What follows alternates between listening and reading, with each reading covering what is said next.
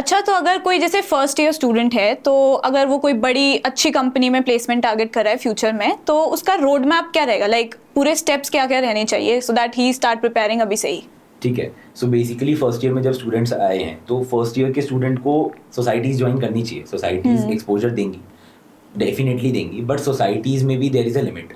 Most I have seen many students जो कि बहुत सारी सोसाइटीज़ में या तो ज्वाइन कर लेते हैं या तो they either choose just one of it. तो उससे उनको बेनिफिट नहीं होगा, लॉस ही होगा उनका. तो what I would suggest is कि एक सोसाइटी ऐसी ज्वाइन करो जहाँ तुम्हारा इंटरेस्ट है. It can be cultural societies, it can be any marketing society, it can be anything.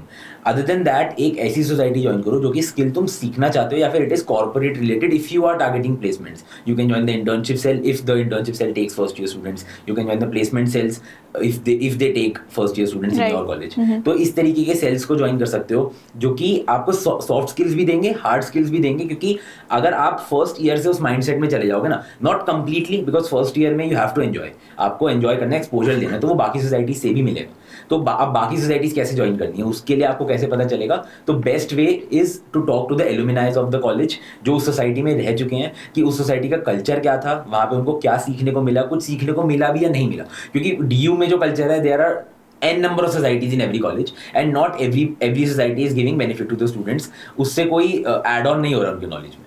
तो हमेशा एलुमिनाइज से बात करो कि कहाँ सीखने को मिल रहा है. क्योंकि अगर आप प्लेसमेंट टारगेट कर रहे हो तो आपका एक प्रोफाइल बिल्ड करना बहुत जरूरी है. आपको आप हर सोसाइटी में जा करके भी नहीं रह सकते, तो it is a time waste. आपको पूरा दिन काम करना पड़ेगा. और आप एक सोसाइटी में भी नहीं रह सकते, आपको वो एक्सपोजर ही नहीं मिलेगा, वो कॉन्फिडेंस ही नहीं आएगा at the end third year में जब आप इंटरव्यू में बैठोगे. Right. And after societies, I think what is most important is just to go out there. DU के अंदर बहुत opportunities हैं. There are number of competitions happening. So there is a thing called CaseComs, जो I am sure कि first year में might not be aware of it. Yes. So CaseComs बहुत अच्छी चीज़ होती है for your development if you are aiming consulting या फिर analyst या whatever position. Even if you don't understand these positions right now, I think attending these competitions allows you to get that exposure to understand what you'll be doing after your graduation. और इसके अलावा भी there are mock stocks, there are n number of competitions. Unstock खोल के देखो, उसके अंदर just go ahead and go to any competition. It is just, first of all, you meet new people.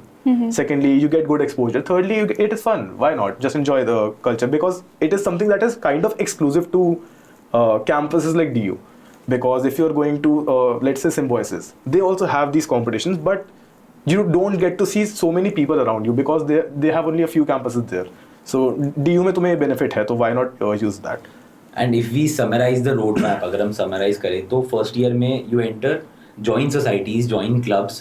अगर प्लेसमेंट टारगेट कर रहे हो तो ज्वाइन अ सीरियस क्लब जहाँ पे आपको स्किल्स सीखने को मिलेंगे. अदर देन दैट ऐसे क्लब्स ज्वाइन करो जहाँ पे आपको फन मिलेगा, फ्रेंड्स मिलेंगे, एक्सपोजर मिलेगा.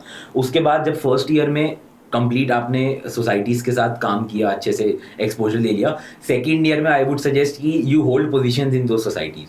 सेकेंड ईयर में it is very very important to hold positions. अगर आप खाली एक सीनियर मेंबर बन के रह रहे हो किसी सोसाइटी में, तो आपको वो चीज़, वो वाला एक्सपोजर, जो कॉन्फिडेंस आपको चाहिए to talk to the higher authorities, जो कि आप एज अ कोर टीम बात करते हो उनके साथ, कंपनीज के साथ. If you are into ER, you talk to brand for collaborations. If you are into the management team, you talk to the event managers and all to organise fests. तो उसका exposure आपको as a senior member या as a member नहीं मिलता. तो second year में try to target a core position.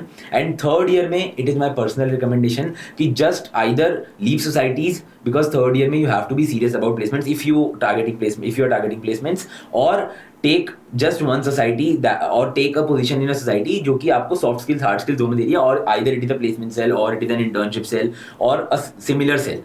तो उसके अलावा I would suggest कि जो fun वाले element है, fun वाली societies है, उसको I would suggest कि आप leave कर दो third year में and focus more on the placement preparation. और internships का यहाँ पे हमने part miss कर दिया, अभी internships के ऊपर हम डिटेल में अभी बात करेंगे. And just a small add-on to the society वाला part. Societies में भी like it is a kind of a unknown structure, like थोड़ा unsaid rule type का होता है कि you join one cultural SOC ताकि you get those soft skills, so that it might be speaking, it might be Canva, whatever. Canva तो hard skill हो गया वैसे, but ठीक है. So you join a cultural SOC for one soft skill. You join one society that is to your interest. So let's say Film Tantra, which is our filmmaking society, so something like that. And the third one is you join a serious society like Pratham has been saying. And what are these serious societies? There are 180 DCs across DU. There is Enactus. So these are entrepreneurship or consulting related societies. So again your seniors will be best able to guide you towards कि कौन सी society हमारे में active है, कौन सी society हमें करनी चाहिए. But these are the societies that I think you should try to target, because you will realize it in second year कि तुमने एक फर्स्ट ईयर में क्या मिस आउट कर दिया, and you don't want that obviously. So that is the society cum road map I think complete.